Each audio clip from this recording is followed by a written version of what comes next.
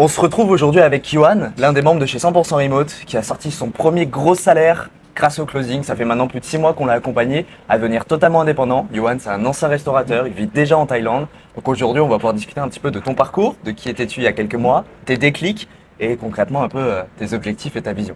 Donc déjà, dans un premier temps, Yohan, présente-toi en quelques mots pour les gens qui ne te connaissent pas. Très bien. Déjà, merci de me recevoir, Théo. Avec plaisir. Ça fait plaisir. Alors, qui je suis? Je m'appelle Yohan, j'ai 27 ans et je suis expatrié en Thaïlande depuis maintenant presque 3 ans. Et concrètement, moi, dans la vie, j'ai tout simplement travaillé dans l'hôtellerie et la restauration pendant plus d'une dizaine d'années. Et pourquoi j'ai choisi de m'expatrier?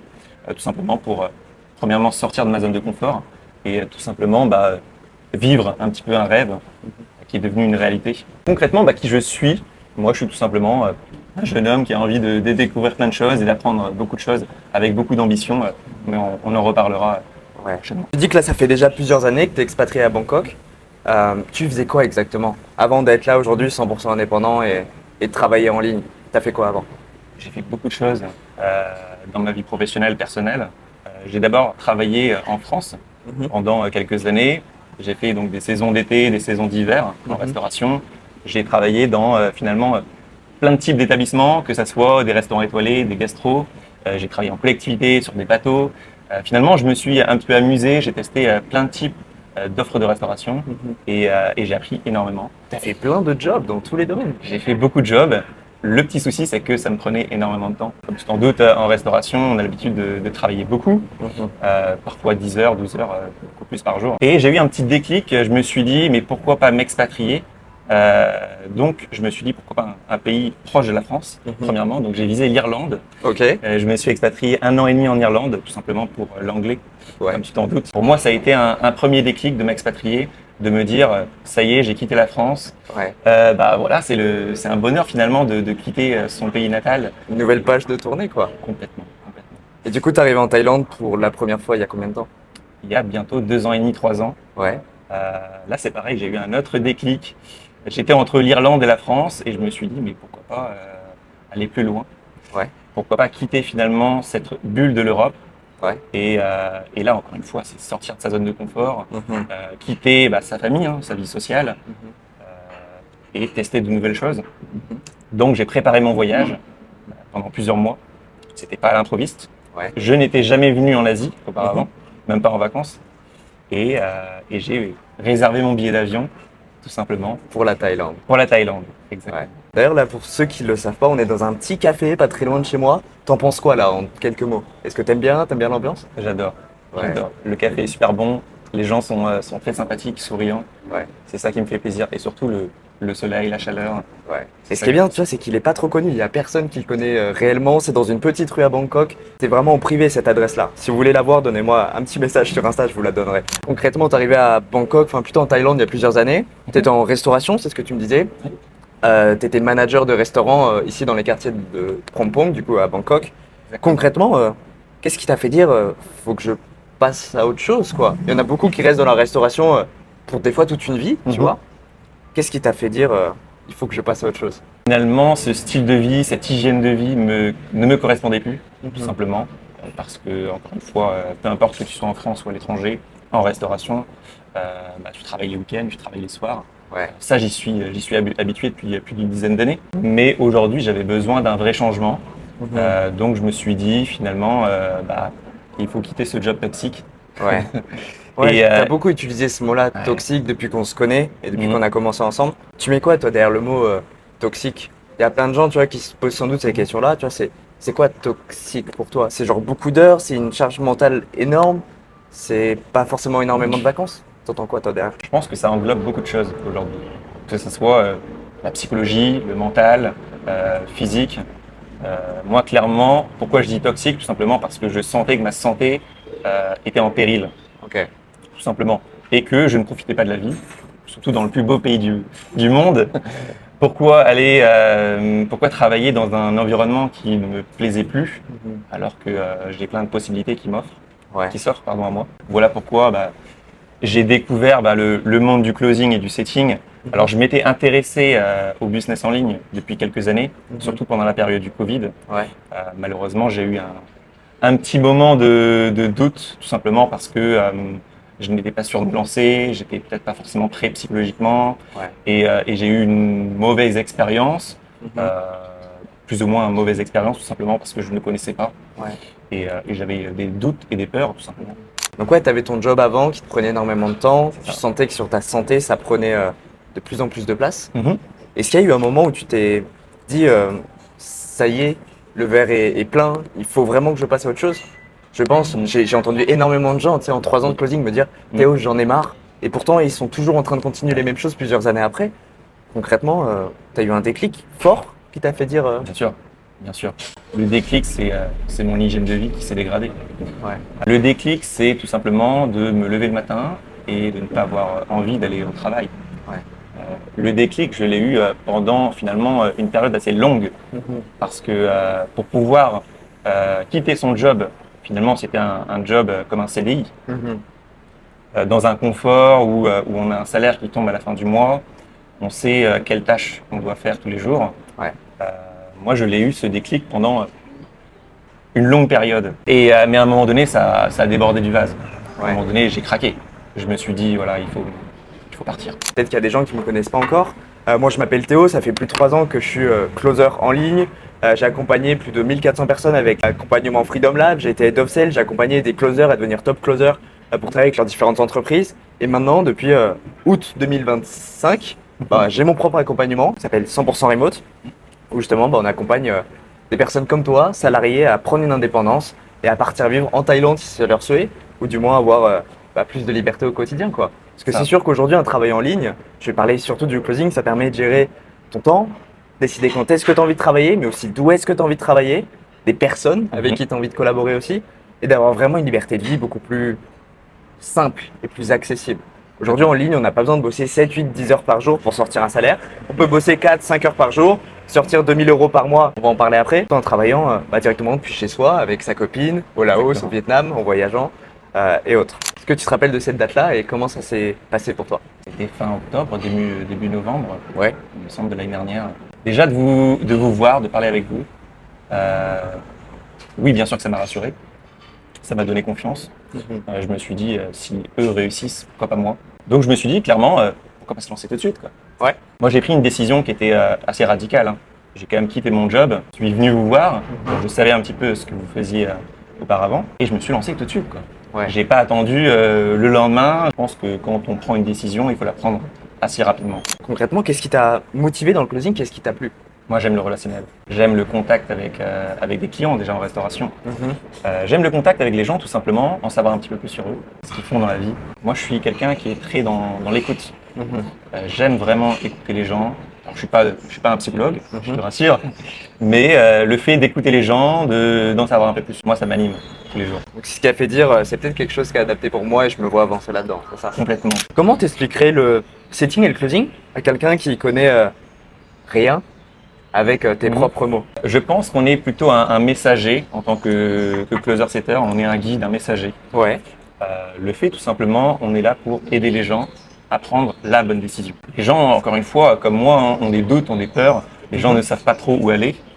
Et nous, on est là pour leur dire, ça c'est une bonne décision, ça est peut-être moins bonne que pour toi. Surtout, à la base, le closing et le setting, c'est le fait de collaborer avec des entreprises qui ont des demandes au quotidien, qui ont des formations, des accompagnements, des méthodes, que ce soit concrètement une prof d'anglais qui t'apprend à devenir bilingue, comme un travel planner qui te crée ton voyage sur mesure, encore comme moi, une école de closing qui t'apprend à devenir libre grâce aux réseaux sociaux. Donc ouais, au départ, le closing, c'est ça, c'est gérer la partie demande, gérer la partie relations humaines des entreprises qui n'ont pas le temps de le faire parce qu'elles elles souhaitent croître, mais elles ont des fois ni le temps, ni l'énergie, ni même des fois les compétences. Le setting et le closing, ça reste pour moi l'expertise de la vente. Et plus on évolue, plus on a besoin de cette expertise-là pour vraiment avoir de la valeur sur le marché et aussi être vraiment payé à ta juste valeur. Aujourd'hui, que ça soit un setter ou un closer, il peut faire 2000 euros par mois, comme 5000, comme des très bons closers, plus de 10 000 euros sur le marché français. Mais c'est uniquement dépendant de la compétence qu'il y a à l'entrée et c'est pour ça qu'on la travaille énormément ensemble. Donc tu as commencé en novembre avec nous. Oui. Comment ça s'est passé ton parcours jusqu'à aujourd'hui et jusqu'à là, aujourd'hui, tes premiers bons résultats qui permettent de bien vivre dans ce pays? Moi, je suis quelqu'un, premièrement, qui aime prendre son temps. Et ensuite, la deuxième étape, c'est bien sûr de trouver un collaborateur, quelqu'un qui nous correspond. Moi, je me suis dirigé tout simplement dans le domaine du sport. parce que c'est quelque chose qui me tient énormément à cœur. Donc j'ai contacté tout simplement des coachs sportifs. Quand des coachs sportifs n'ont plus forcément le temps d'appeler et reçoivent beaucoup trop de messages, moi je suis je suis un petit peu le messager et je suis là pour les aider tout simplement. Moi je les aide à répondre à des messages, je fixe des rendez-vous, je prends des appels également, je conclus une vente finalement. Et du coup, ça t'a pris combien de temps entre le moment où tu as commencé avec nous, que justement tu as commencé à visionner et revisionner les vidéos, et justement ce temps-là où tu t'es dit ok, ça y est, je me sens prêt à soit aller contacter nos partenaires, puisqu'on met des partenaires au quotidien, on en a eu pratiquement 60 ce mois-ci. Beaucoup trop. Ça t'a pris combien de temps de ce point zéro où tu connais absolument rien au closing et à la vente en ligne à justement décrocher ton premier partenariat? Honnêtement, 1 mois et demi, 2 mois, pas plus que ça. Quelqu'un qui nous regarde, tu vois, se dit peut-être attends, mais c'est pas possible, ou est-ce que c'est pas de l'arnaque, tu vois? Concrètement, combien tu as gagné le mois dernier? Tu as envoyé sans doute peut-être ta facture déjà à des Exactement. entrepreneurs. Combien t'as généré? Bien le même salaire que je gagnais en tant que restaurant manager en faisant moins d'heures, c'est-à-dire aux alentours de 2000 euros. Donc ça fait vraiment plaisir. Si on fait le calcul à quel prix je suis payé de l'heure, franchement, il n'y a pas photo. Je sais pas si tu as vu d'ailleurs ma story que j'ai fait dernièrement où on parle de Léandre, qui a fait là 3000 euros, ce qu'il nous disait hier sur ce mois-là. Il disait qu'il avait été payé entre 50 et 60 euros de l'heure. Je sais pas si lui-même se rend compte, mais le salaire moyen en France à l'heure, t'es à 12 euros quoi. 14, voire même 15 pour les personnes très bien payées quoi. Il a gagné plus qu'un docteur à l'heure quoi. Complètement. Ouais, t'as fait 2000 euros le mois dernier. Et concrètement, ça change quoi à ta vie? T'as le même salaire qu'avant, mais est-ce que tu vois une différence dans ta vie en termes de liberté, de Complètement. temps pour toi? Je pense qu'au début, on ne se rend pas forcément compte. Ça vient au fil du temps. Mais à un moment donné, encore une fois, je me balade dans la rue, je fais mon sport, je me réveille le matin. Là d'ailleurs, j'ai bondi du lit ce matin pour ce podcast justement. Et je me suis dit, mais quel bonheur de faire un salaire en travaillant du coup moins d'heures que je faisais avant, d'où je veux. C'est quand même un luxe, honnêtement. C'est un vrai luxe. Et tu te sens comment? Je me sens merveilleusement bien. J'ai plus confiance en moi dans mon quotidien. Ça m'a apporté beaucoup de choses finalement. Dans ma vie professionnelle, dans ma vie personnelle, dans ma vie familiale. Ça m'a apporté énormément de choses. Tu disais que là tu bossais avec des partenaires dans le sport. Oui. Parce que toi t'aimes le sport. Et d'ailleurs, si vous voulez voir Johan torse nu, vous allez sur son Insta, je le mettrai en description. Il poste beaucoup de photos parce que ça se voit que maintenant tu as un physique que tu as quand même travaillé depuis plusieurs années. Est-ce que du coup, quand tu étais en restauration, tu avais le temps d'aller autant? Parce que là, concrètement, tu vas tous les jours à la salle de sport. Tous les jours, parfois 2 fois par jour. Oh, magnifique. Et avant, est-ce que tu y allais en restauration? Bien sûr que non, t'as pas le temps. Quand tu travailles 10 heures, 12 heures par jour et que tu es debout toute la journée, premièrement, tu es épuisé physiquement, également mentalement parce qu'il y a de la pression au quotidien. Non, j'avais pas le temps de prendre soin de moi au quotidien. Surtout quand tu bosses 6 jours sur 7, ça peut poser problème au niveau de sa santé en général. Quand je dis prendre soin de soi, en général, ça englobe énormément de choses. Que ça soit le stress, que ça soit un meilleur sommeil, que ça soit l'alimentation, le sport, et puis la vie sociale au quotidien, ça nous apporte aussi beaucoup de choses. Donc là, tu as fait 2000 euros le mois dernier en tant que closer libre en Thaïlande. Est-ce que du coup, tu vis bien avec 2000 euros ici? Complètement. On vit beaucoup mieux qu'en France. Pour toi, ça correspond à quoi à peu près à 2000 euros en Thaïlande? Minimum 3000 en France. Clairement. Je pense que si on compare le loyer qu'on a en Thaïlande à Bangkok par rapport au loyer en France, la qualité de vie, les services qu'on a au quotidien, il n'y a pas photo. Je parlais à Johan tout à l'heure du fait qu'on est dans un petit café où moi je viens souvent travailler ici, me poser, mettre ma musique, me poser. Et quand mes parents sont venus d'ailleurs en janvier me voir, tu vois, je les ai beaucoup amenés ici parce que c'est un endroit que j'affectionne énormément. Ici, on peut manger pour entre 200 et 250 bahts, ce qui fait à peu près entre 5 et 7 euros le plat, alors que c'est des plats qui sont vraiment consistants et en plus de ça, qui sont extrêmement bons. Comme tout à l'heure, on parlait des pâtes à la truffe par exemple.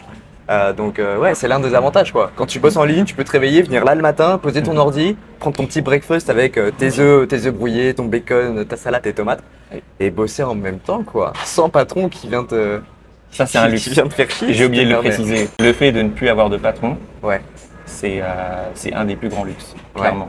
T'es content de ça? Je suis heureux, je suis le plus heureux je suis l'homme le plus heureux du monde. De ne plus avoir un patron qui te donne des ordres et qui ne te complimente plus sur ce que tu fais de bien. T'es ta propre reconnaissance quoi. C'est ça. C'est la vie aussi d'un entrepreneur. Je pense que beaucoup de personnes peuvent être entrepreneurs, mais il faut tout simplement passer l'étape. Peut-être que les premiers mois peuvent être un petit peu compliqués parce qu'on sort de sa zone de confort. Ouais. Mais je pense qu'au bout d'un mois, 2, 3 mois, c'est tout à fait réalisable. Ouais, c'est plus du tout la même gymnastique mentale quand tu passes de salarié à entrepreneur ou encore setter-closer. Pour moi, tu vois, un setter-closer, il n'est pas vraiment entrepreneur dans le sens où il est totalement indépendant, il a des milliers de choses à gérer et c'est très compliqué aujourd'hui d'être entrepreneur parce qu'il faut gérer ton produit, ta com, ton marketing, tu vois. Alors que là, tu n'as vraiment qu'une expertise, tu es plutôt à l'étape intermédiaire, plutôt freelance, tu vois.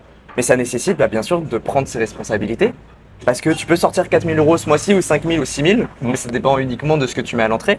Donc tu dois prendre tes responsabilités, mais aussi ne pas être discipliné, mais être autodiscipliné. C'est d'avoir réussir à mettre les efforts tu vois, quotidiens pour atteindre tes objectifs. Parce que si tu restes dans ton lit jusqu'à 13 heures, c'est sûr que tu auras moins de résultats, quoi.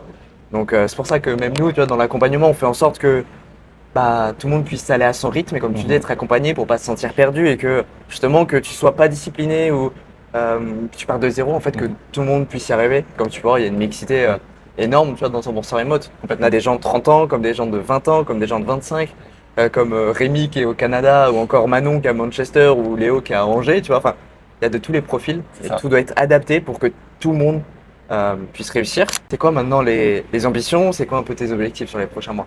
Mais les ambitions, c'est toujours plus haut. Ouais. Honnêtement, si je pouvais gagner 4 000 euros, 5 000 euros, voire beaucoup plus, ce serait magnifique. Ouais. Le côté financier, pour moi, c'est quelque chose de très important. Mais c'est pas la chose la plus importante. Ouais. Pour moi, c'est avoir du temps pour ses proches, Ouais. avoir du temps pour voyager et encore une fois, de travailler d'où l'on veut. Je pense que ça, c'est un des plus grands luxes qu'aujourd'hui, la plupart des gens ne peuvent pas avoir dans le salariat. Tu as toujours bossé dans un restaurant, en terrasse ou dans des endroits fixes. Exactement. Là, tu es parti au Laos pour faire ton visa et revenir. Tu es parti aussi au Cambodge ou au Vietnam? Au Cambodge, au Vietnam, je suis parti un peu partout. Tu as pas mal voyagé déjà en 6 mois. Ça t'a fait quoi de te dire attends, je suis chez moi, j'ai mon ordinateur, je suis en train de faire mon argent en même temps. Ça t'a fait quoi la première fois? Ça m'a fait un choc, clairement. De pouvoir bosser depuis mon téléphone portable, mon ordi, mon iPad, c'est quand même du luxe. Je pense que le fait de travailler en ligne aujourd'hui, c'est donné à tout le monde en fait. Il y a des portes ouvertes, il faut les saisir. Et tu dirais quoi du coup à Johan, tu vois, il y a 6 mois, il y a 7 mois, qui n'avait encore pas de résultats, qui se demandait est-ce qu'il faut que je reste en restauration, peut-être qu'il y avait ce doute-là de tout quitter aussi, parce que tu as tout quitté du jour au lendemain, ce que tu disais. Exactement. Tu lui dirais quoi maintenant que tu as fait ton premier salaire en ligne, que tu as du temps pour toi, que tu te sens plus libre, que tu arrives à voyager, prendre du temps pour ta copine, pour le sport aussi? Tu lui dirais quoi si tu le regardais en arrière? Moi, je lui dirais qu'il faut se lancer, quoi. Clairement, il ne faut pas réfléchir. Moi, j'étais quelqu'un qui réfléchissait beaucoup et j'étais quelqu'un qui regardait les gens faire. Alors, c'est bien de regarder les gens faire, mais à un moment donné, il faut agir. Futur, maintenant, qu'est-ce que tu as envie de créer? J'ai envie de voyager un petit peu partout dans le monde, de revoir ma famille 2 fois par an. J'ai envie tout simplement de profiter de la vie. C'est pas que j'ai perdu 10 ans de ma vie auparavant, c'est que je n'avais pas le temps de prendre conscience de profiter de la vie. Ouais.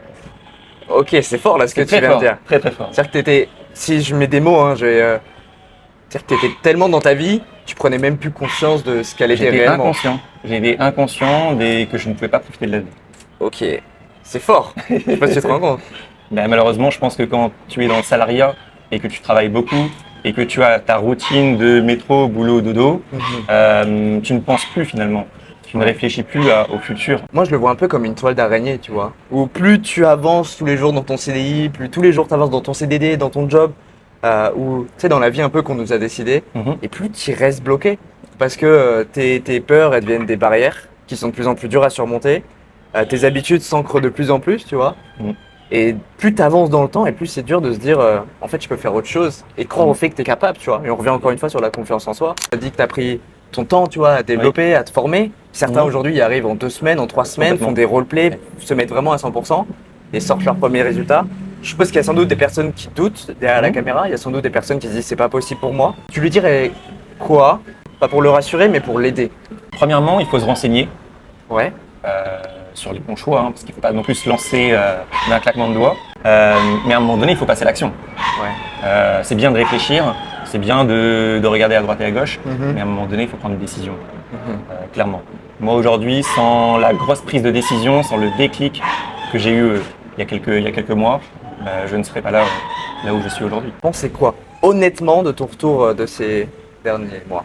Je pense que le côté humain, le côté encore une fois relationnel, proximité, c'est super important. Pour moi, la qualité d'un accompagnement, d'une formation, c'est le fait de prendre du temps avec finalement avec vous. Et vous avez pris et vous prenez beaucoup de temps encore au quotidien. Ça, c'est un gros plus. Je ne suis pas encore sûr que voilà, tous les accompagnements ou les formations aujourd'hui n'ont pas autant de temps à consacrer. Mais numéro 1, je pense que je dirais le temps que vous consacrez aujourd'hui à nous. Et puis, bien sûr, il y a la qualité aussi. La qualité d'un accompagnement, ça fait tout. Est-ce que la qualité est là, du coup? Bien sûr qu'elle est là. Je pense que l'une de nos grosses forces, c'est surtout que, je vais prendre mon exemple, ça fait 3 ans, tu vois, que je close. J'ai pris plus de 3000 appels dans ma vie.